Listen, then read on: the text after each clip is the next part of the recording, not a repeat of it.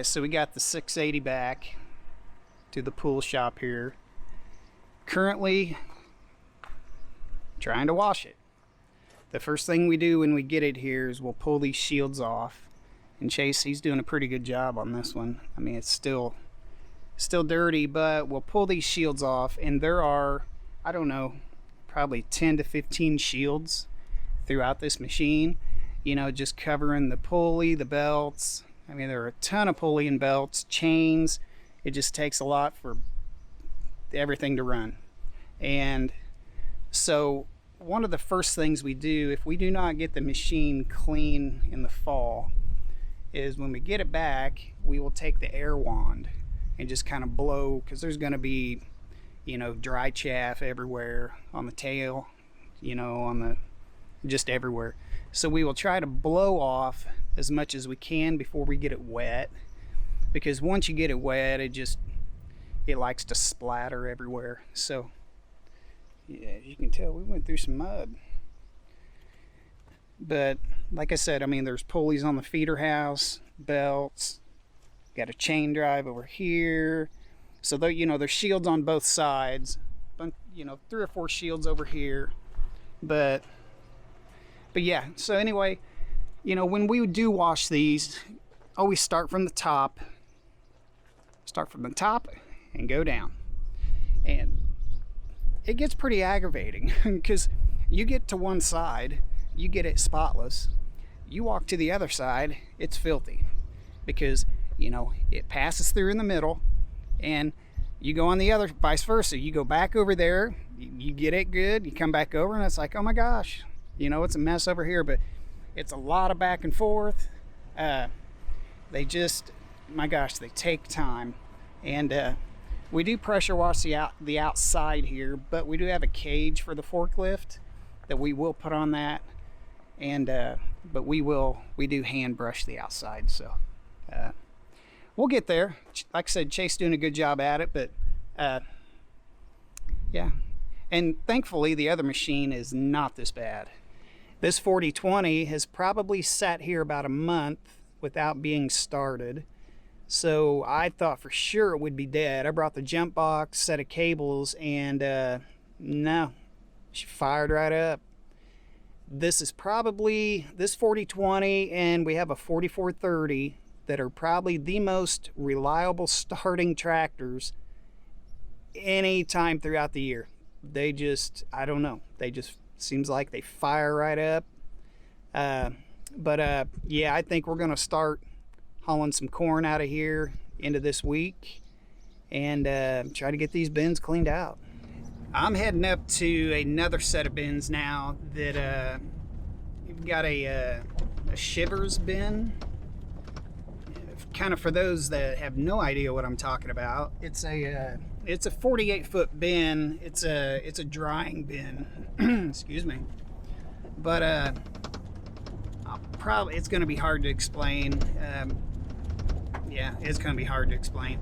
I get it cleaned out, you know, I'll kind of describe it and go through it with you. But anyway, we had a set of belts burn off that unload auger, and I'm going to run up, see if maybe those numbers are written down somewhere, because the belts disappeared.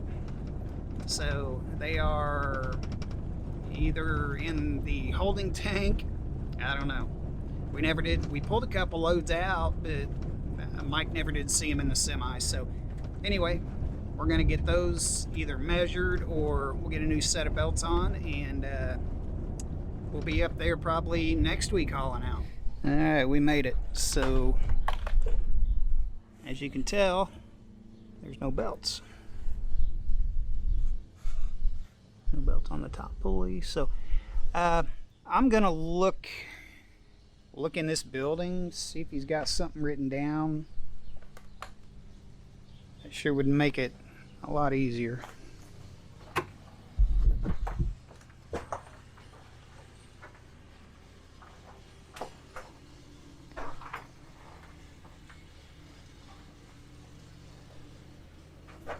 And I'm not seeing anything.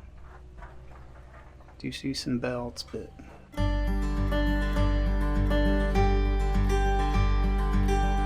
Okay, I just caught Alan, our landlord. He was actually here mowing, and he actually had 3 belts hanging up in that little shed right there.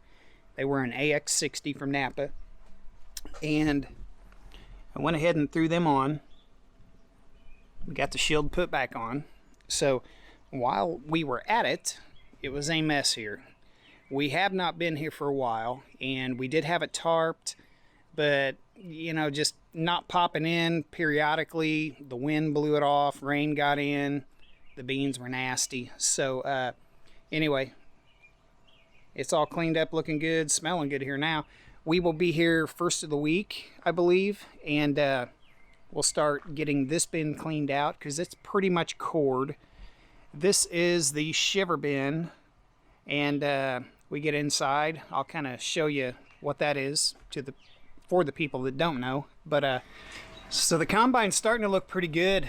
Chase has been working on it for roughly about a full day, and like I said, he started up top, kind of worked his way down, and started on this side. Now there's still some stuff over here because we didn't have the tank, the vertical lift.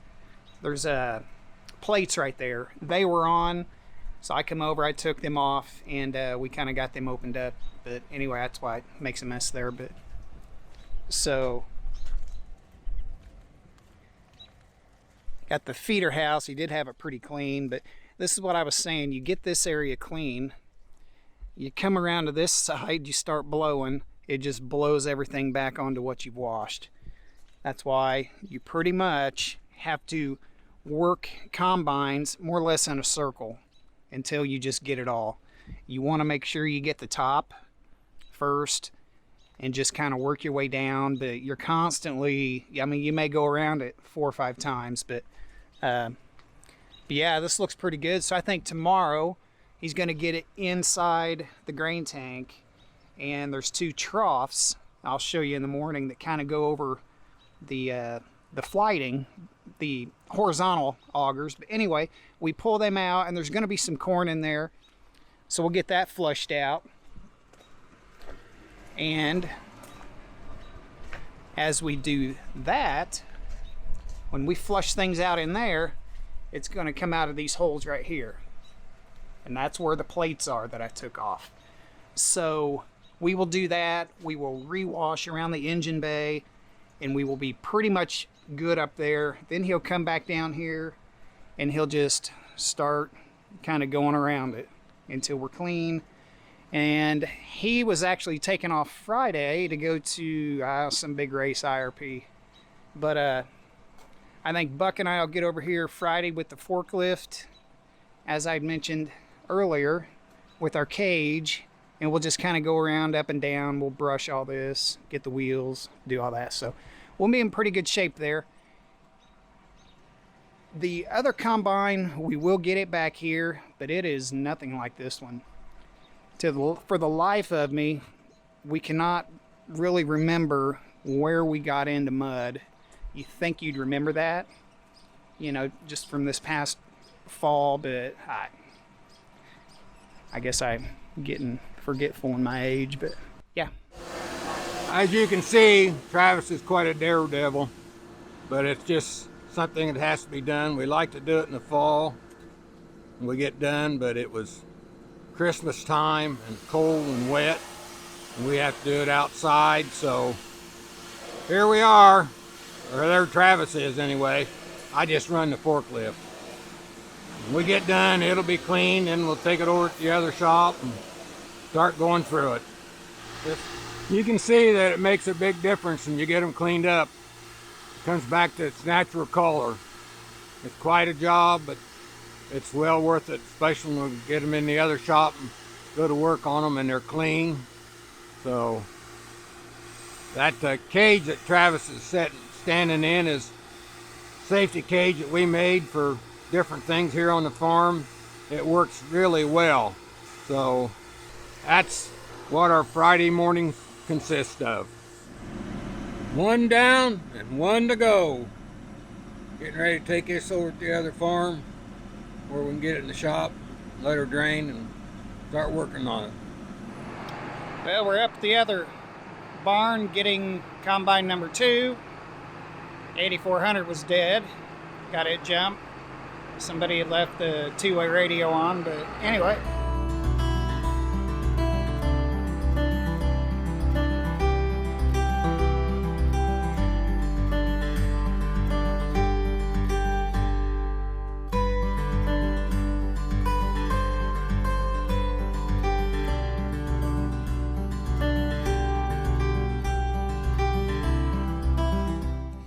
Sunday morning, actually heading to the farm.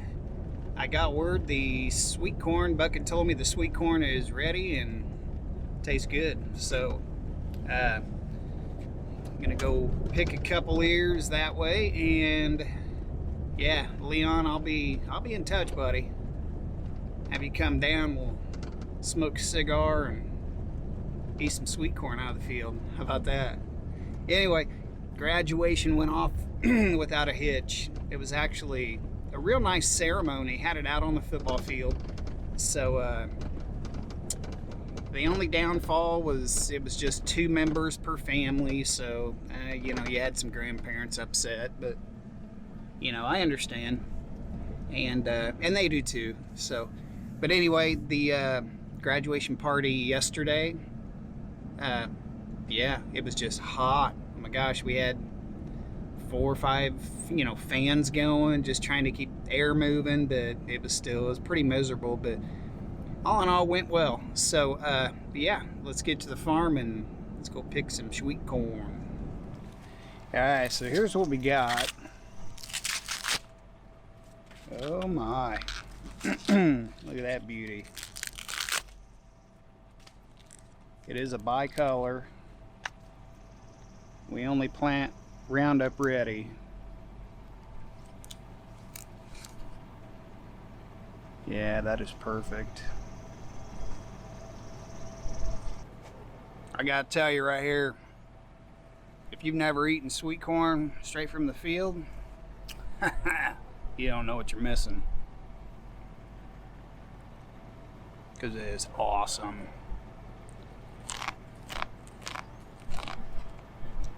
Alright, I got a few dozen ears here.